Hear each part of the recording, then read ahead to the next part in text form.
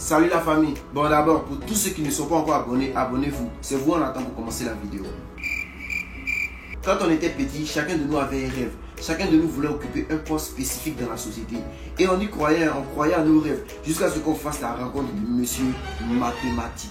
Je ne sais pas qui a créé mathématiques, je ne sais pas. Mais ce que je sais, c'est que le jour où il met la main sur la personne qui a créé mathématiques là, lui et puis moi, on va s'expliquer. D'abord, ne pensez pas que je déteste les maths. Non, moi j'aime les maths. C'est peut-être les maths qui ne m'aiment pas. Voilà, d'ailleurs, je considère les maths comme la télécommande d'une télévision.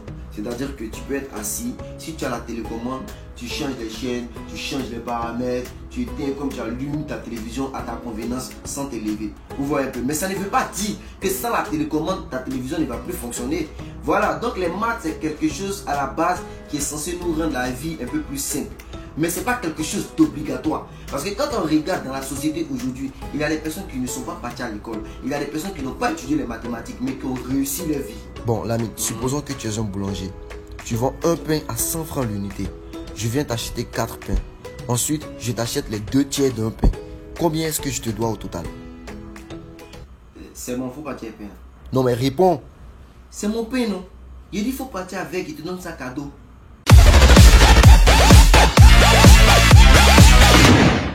Est-ce que vous savez qui a inventé les maths? Ce sont les Arabes. Et si vous remarquez, la plupart des Arabes, ce sont des entrepreneurs. C'est-à-dire quand le petit, il vient à la maison, il dit « Ah papa, je sais faire addition, multiplication, division, soustraction. » Son papa dit « Ah, c'est bien mon petit. » Il ouvre un magasin, il met le petit là-bas pour que le petit puisse gérer ses activités.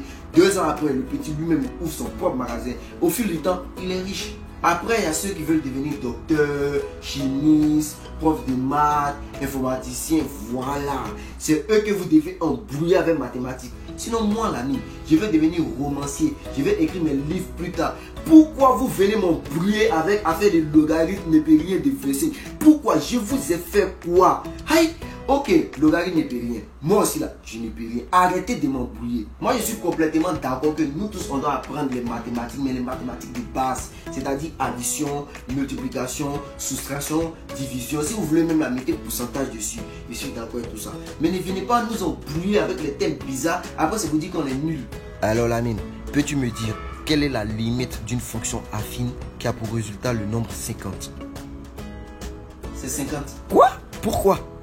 Mais si une fonction, sa limite c'est 50, ça veut dire qu'il ne peut pas partir au-dessus de ça. Il ne peut pas être 51, vu qu'il est limité à 50.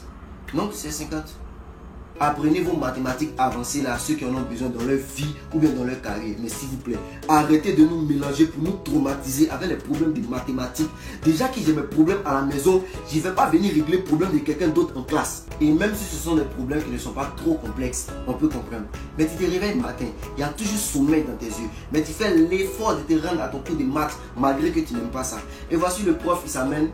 Wesh, problème de maths. René a 12 ans. Il habite à 38 km de son école.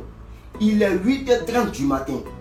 Sachant que René marche à une vitesse de 3 km par heure, calcule la taille de la lune. C'est quoi ça là? Tu viens t'arrêter devant moi que Lamine, retiens bien ceci.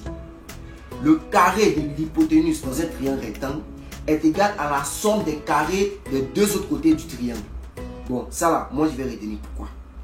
Pourquoi je vais retenir? Ou bien si je m'en vais m'arrêter à la banque, que je récite ça, ils vont me donner l'argent cadeau. Je ne retiens pas. Je suis désolé. Depuis j'ai fini mes études jusqu'à je travaille maintenant, je n'ai jamais rencontré quelqu'un qui m'a dit « Wesh Lamine, si tu connais la solution de cette fonction affine, ce mois-ci, tu ne payes pas ton loyer. » Je n'ai jamais rencontré ça. Je n'ai jamais croisé quelqu'un qui m'a dit Monsieur Sibi, vu que vous connaissez l'hypoténuse de ce triangle rectangle, cette année, c'est l'État qui paye votre facture d'électricité. Jamais.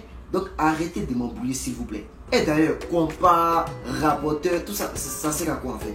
Vous avez des problèmes, hein? Combien d'entre vous qui ont fini leurs études et qui travaillent actuellement là ont déjà réglé leurs problèmes avec compas ou bien un rapporteur? Si c'est trop là, c'est 2 personnes parmi 10 000. Donc arrêtez de nous embrouiller s'il vous plaît. Les mathématiques, c'est quelque chose de vraiment important, mais jusqu'à un certain niveau. Au-delà de ça, il y a certaines personnes qui n'en ont pas besoin. Voilà, n'oubliez pas ce bon vieux proverbe espagnol qui dit ça veut dire la science et les mathématiques ont pour seul objectif d'expliquer des phénomènes inexplicables. Donc comment se fait-il que la science n'arrive pas à expliquer la mentalité d'une femme? Cela veut dire que la science en elle-même a échoué à son objectif.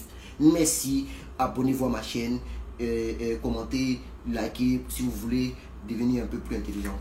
Merci.